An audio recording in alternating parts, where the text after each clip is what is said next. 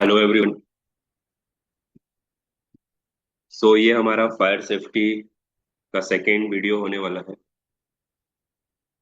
इससे पहले हम लोगों ने कुछ टॉपिक्स को डिस्कशन कर लिया है ऑलरेडी कि फायर क्या होता है, definition of fire, elements of fire, sources of elements, heat source, oxygen source, fuel source and classification of fire. तो यहाँ तक हम लोगों ने प्रीवियस वीडियो में कंप्लीट कर लिया है। अभी आज के वीडियो में हम लोग स्टार्ट कर रहे टॉपिक स्प्रेडिंग ऑफ हीट, यानी गर्मी कैसे फैलती है, हीट कैसे फैलती है एक स्थान से दूसरे स्थान पर। ठीक, स्प्रेडिंग ऑफ हीट। सो जब भी कहीं आग लगता है तो उसकी गर्मी एक स्थान से दूसरे स्थान पर फैलती है, स्प्रेड करती है। सो उसके कुछ नियम है, उसके चार नियम होते हैं, है ना। तो पहला नियम क्या है? कंडक्शन। स्प्रेडिंग ऑफ हीट का जो फर्स्ट रूल है वो है कंडक्शन। कंडक्शन में क्या होता है? The principal that heat can be transmitted through solid material, यानी जो हीट है वो एक स्थान से दूसरे स्थान पर प्रवाह करती है, फैलती है, सॉलिड टू सॉलिड। ठीक, सॉलिड टू सॉलिड। ठीक है, एक इमेज दिखाता हूँ आपको, वहां पर आप देख पाएंगे। ये इमेज है जो कि कंडक्शन रूल को दर्शा रहा है। इसमें क्या है? तो एक पतीला किसी फ्लेम पर रखा गया है, और जो स्टार्टिंग पॉइंट है बर्निंग का, फ्लेम का, वहां से गर्मी प्राप्त हुई मटेरियल को, है ना, स्पैन को। और ये गर्मी फैलते फैलते कहाँ पहुंच गई? उसके हैंडल तक। फॉर एग्जाम्पल आप लोग घर में देखते होंगे कि जो चूल्हा है उस पे जब हम लोग किसी भी बर्तन को रखते हैं और गैस चालू करते हैं, तो उसका जो हीट है, उसकी जो गर्मी है, बर्नर से उस बर्तन पे स्टार्ट होके ट्रांसफॉर्म होके उसके हैंडल तक आ जाता है। अगर आपने उसमें कुछ ऐसा एडिशनल छोलनी वगैरह कलछुल रख दिया, सो वो उस पे भी ट्रांसफॉर्म हो जाता है हीट, और वो भी गर्म हो जाता है। तो इसी को बोलते हैं कंडक्शन नियम, यानी सॉलिड टू सॉलिड जो हीट है, जो गर्मी है, वो एक स्थान से दूसरे स्थान तक प्रवाहित होती है, फैलती है। ठीक है, तो इसको बोलते हैं conduction of spreading of heat. Some metals in particular conduct heat very efficiently. Example copper, यानी कॉपर क्या है? तो कॉपर में तुरंत, जल्दी जो हीट है फैलता है। ठीक है, कॉपर हमारा प्रेस करने वाला जो आयरन होता है उसमें भी कॉपर प्लेट लगा रहता है। ठीक है, तो उससे क्या होता है? हीट जल्दी फैलता है कॉपर से। कॉपर भी सॉलिड मटेरियल है, उसमें भी हीट तुरंत फैलता है। नेक्स्ट जो रूल है, नियम है स्प्रेडिंग ऑफ हीट का, वो है कन्वेक्शन। कन्वेक्शन क्या है? तो the movement of hot gases up through the air, the heat या the heated air can pass through gaps and cause a fire to start elsewhere. यानी आप लोग देखे होंगे, हाँ, पानी जब आप चढ़ाएंगे किसी बर्तन पे तो वो बुलबुले छोड़ता है, भाप छोड़ता है ना, वो हॉट गैस में तब्दील हो जाता है, बदल जाता है। तो वो भी क्या है? गर्म है, उससे भी हाथ जल जाता है, स्किन जल जाता है। तो वो भी क्या है? एक कन्वेक्शन का नियम है, जिससे कि जो गर्मी है वो हॉट गैसेस के थ्रू, है ना, गर्म गैसों के थ्रू हवा में फैल जाती है और एक स्थान से दूसरे स्थान पर जाती है। ठीक है, थर्ड है रेडिएशन।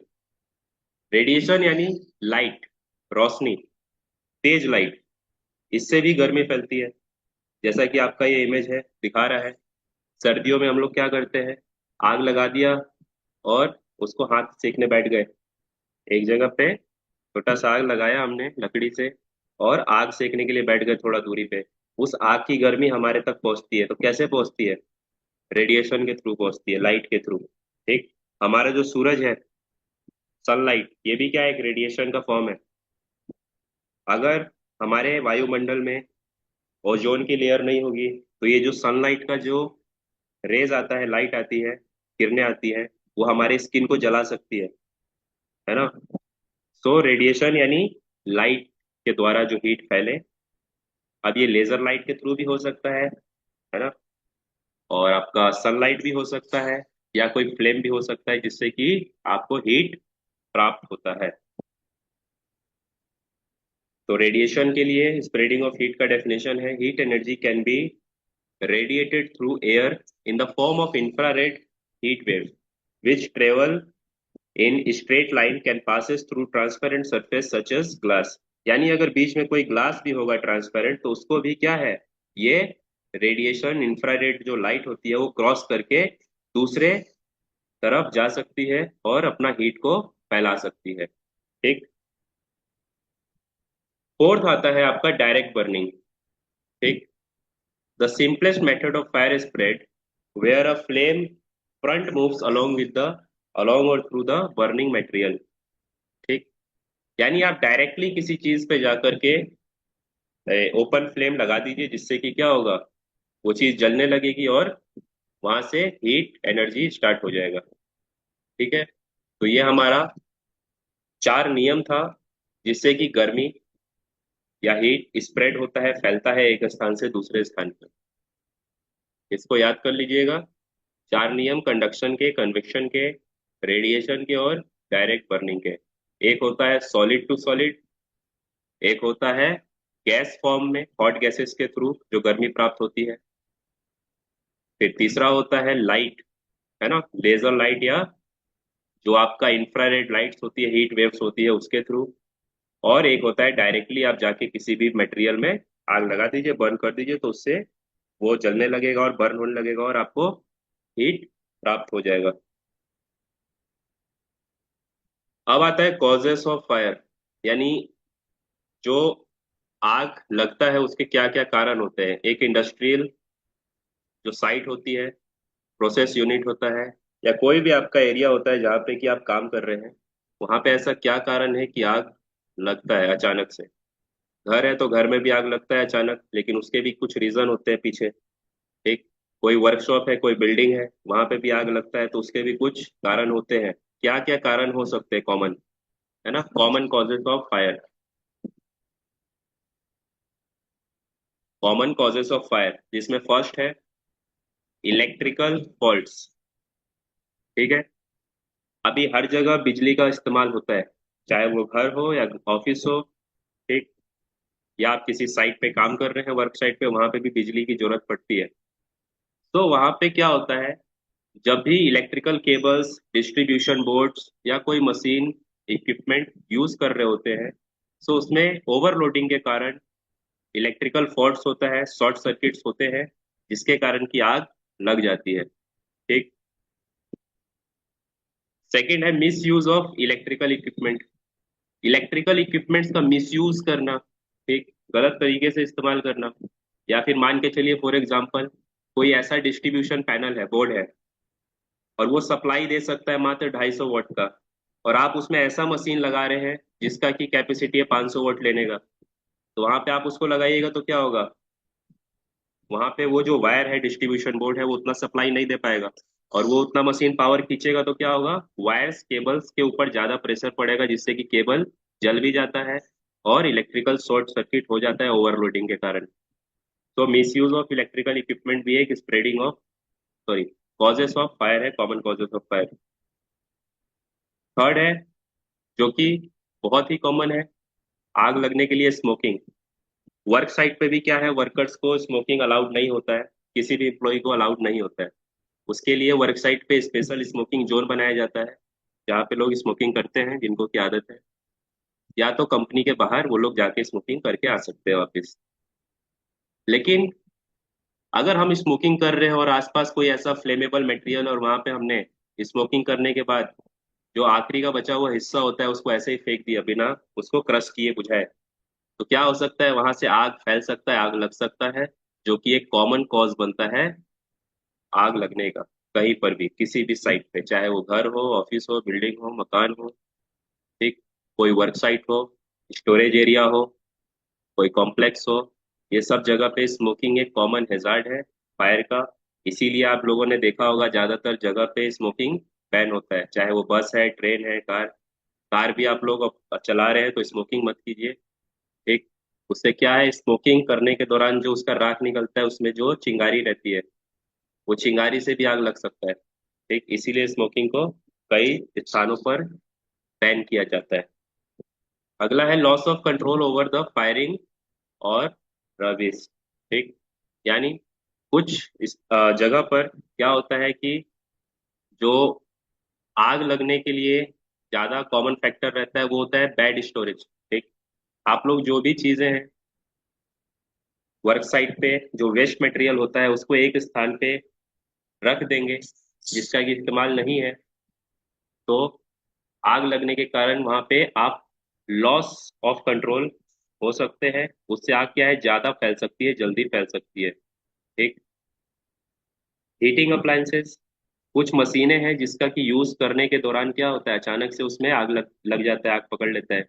जैसे हीटिंग अप्लायंसेस बोले तो मशीन, मिक्सी।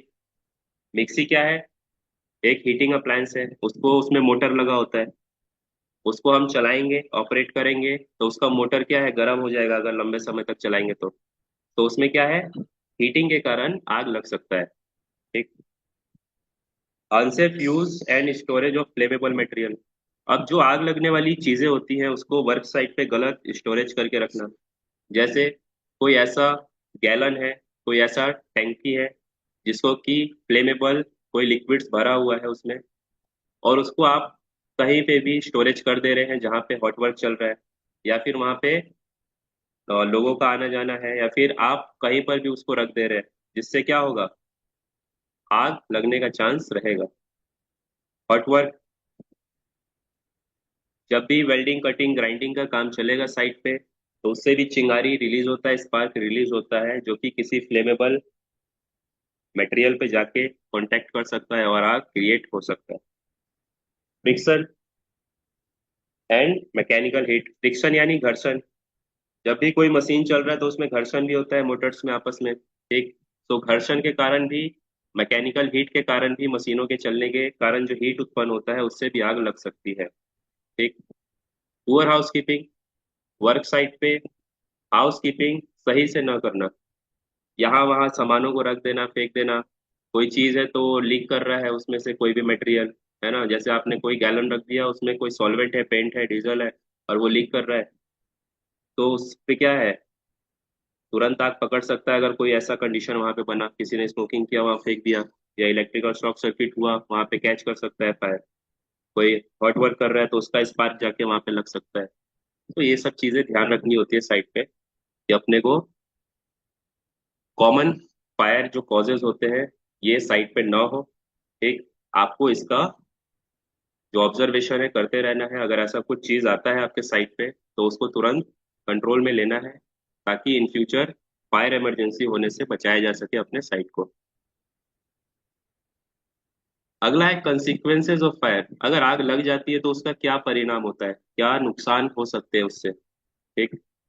तो क्या कंसिक्वेंसेज हो सकती है, तो भाई सीधी सी बात है, अगर किसी भी स्थान पे, किसी भी जगह पे, किसी बिल्डिंग में, स्टोरेज एरिया है, फिर कहीं पे भी आग लगता है तो उसमें क्या है, प्रॉपर्टी लॉस भी होता है। उसमें जो ह्यूमंस है, जो इंसान इन्वॉल्व है, जहाँ पे काम कर रहे हैं, आग लग गया तो उसका जान भी जा सकता है, उनको चोट भी लग सकता है, ठीक।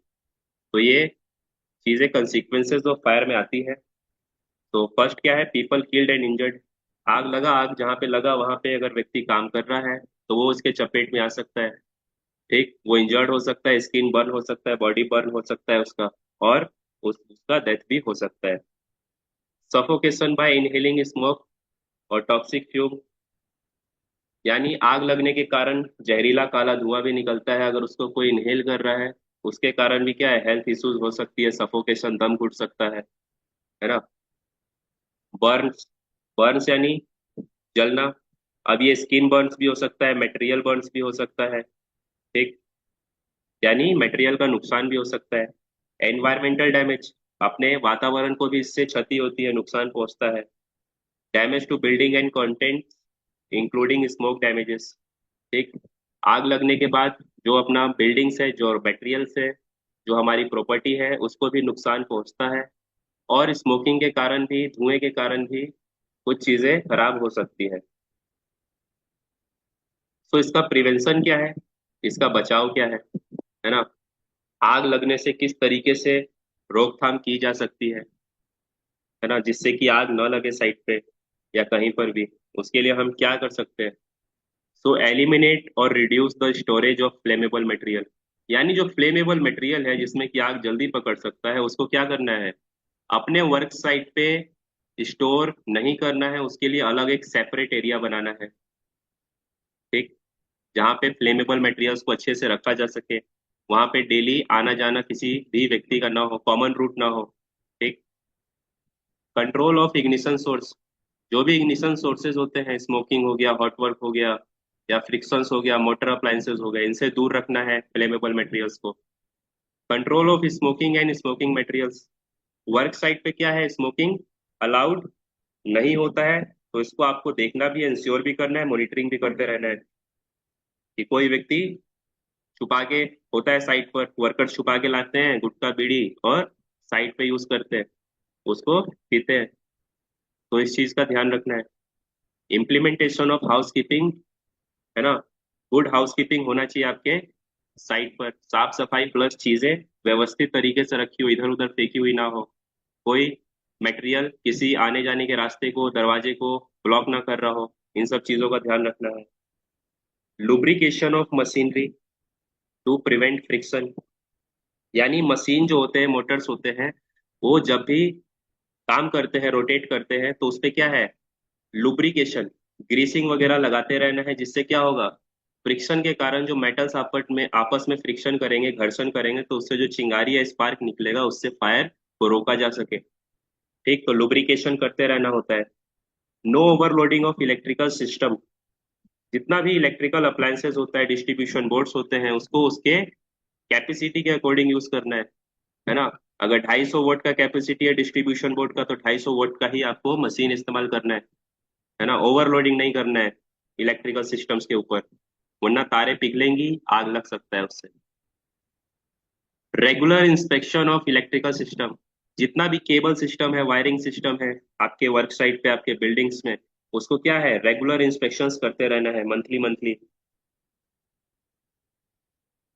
वेंटिलेशन आउटलेट्स नॉट ऑब्स्ट्रक्टेड, यानी जहां पर भी वेंटिलेशन फैन लगे हुए हैं, विंडोज हैं, वो क्या है, किसी भी चीज से ब्लॉक नहीं होना चाहिए, ऑब्स्ट्रक्टेड नहीं होना चाहिए। ठीक, इस चीज का खास ध्यान रखना है, क्योंकि वेंटिलेशन के द्वारा क्या है, हवा का आना जाना, आदान प्रदान होता रहता है, जिससे कि क्या है, वर्क साइट हमारा जो हीटिंग, अपना टेम्परेचर होता है, उसके कंट्रोल में रहता है। ठीक, controlling hot work with permit, अभी अगर आप हॉट वर्क कर रहे हो अपने साइट पर, तो वहां पे वर्क परमिट का जो नियम है, जो रूल है, उसको यूज करना है, और उसके अकॉर्डिंग ही अपने साइट पे काम को करवाना है।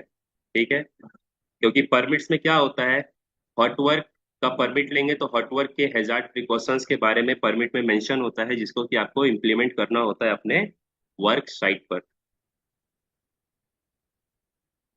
Proper storage of flammable liquids, है ना? यानी जितना भी लिक्विड्स होता है साइट पे, गैलन में भर के रखा जाता है, उसका यूज केसेस होता है साइट पर, तो उसको क्या करना है, एक सेपरेट एरिया में रखना है, और साइन बोर्ड्स वगैरह लगा के रखना है। सिक्योरिटी टू प्रिवेंट आर्सन, ठीक, आर्सन यानी चोरी चकारी, ये सब से भी अपने को बचाते रहना है अपने साइट को। ठीक, या तो कोई जानबूझ के भी व्यक्ति आता है और आग लगा देता है, ये सब चीजें भी होती है, दुश्मनी निकालने के लिए लोग कुछ करते हैं। ठीक, तो ये सब चीजों का भी ध्यान रखना है, सीसीटीवी कैमराज हो गया, सिक्योरिटी जो अपना टीम होता है, उसको भी सावधान करके रखना है, इन सब चीजों पे ध्यान रखें। रेगुलर इंस्पेक्शन एंड सुपरविजन, अब अपने साइट का समय समय पे मॉनिटरिंग करते रहना है, ऑब्जर्वेशंस करते रहना है कि जो भी चीजें हैं, जो भी कॉजेस ऑफ फायर है, वो ना हो, जो भी इसका प्रिवेंशन मेथड है वो साइट पे इम्प्लीमेंटेड हो सही तरीके से, और उसको सभी लोग फॉलो कर रहे हो।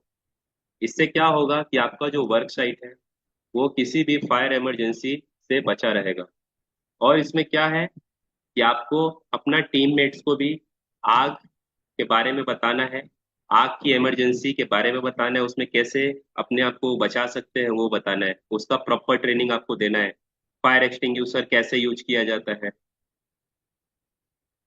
उसका क्या मेथड होता है यूज करने का, किस क्लास में क्या फायर एक्सटिंग्विशर यूज करना है ना। हमने पढ़ा था कि फायर के क्लासेस होते हैं अलग अलग, तो किस क्लास में कौन सा फायर एक्सटिंग्विशर यूज होगा ये भी बताना है अपने टीममेट्स को। आग लगने के लिए क्या कॉमन कॉजेस होते हैं, है ना, क्या कारण होता है वो बताना है। उससे क्या बचाव हो सकता है, उससे कैसे हम लोग बच सकते हैं वो बताना होगा अपने वर्कर्स को, अपने टीममेट्स को ट्रेनिंग के दौरान, फायर ट्रेनिंग्स के दौरान। प्लस इमरजेंसी के दौरान क्या किया जा सकता है वो भी बताना है, कि इमरजेंसी में आप अपने साइट पे अगर आग लगता है तो तुरंत वहां से अपने साइट पे जो भी काम कर रहे हैं उसको छोड़ के एक इमरजेंसी पाथवे को यूज करते हुए इमरजेंसी असेंबली पॉइंट पे जाके खड़ा होना है और इन्फॉर्म कर देना है अपने जो भी सीनियर्स अधिकारी होते हैं उसको, नहीं तो अलार्म सिस्टम के द्वारा भी आप इंफॉर्मेशन दे सकते हैं, जिससे कि बाकी लोगों को भी पता चल जाएगा।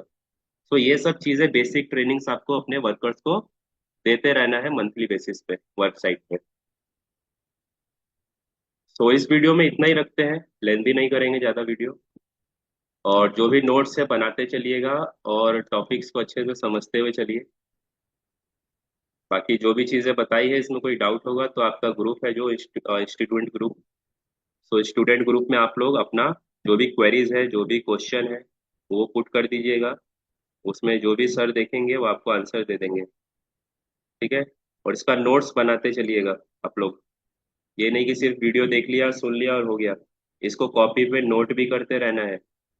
नोट करेंगे तो चीजें थोड़ी और समझ आएंगी, वर्ड से हम लोग यूज टू हो जाएंगे, है ना। तो चलिए मिलते हैं नए वीडियो में, तब तक के लिए गुड बाय सभी को।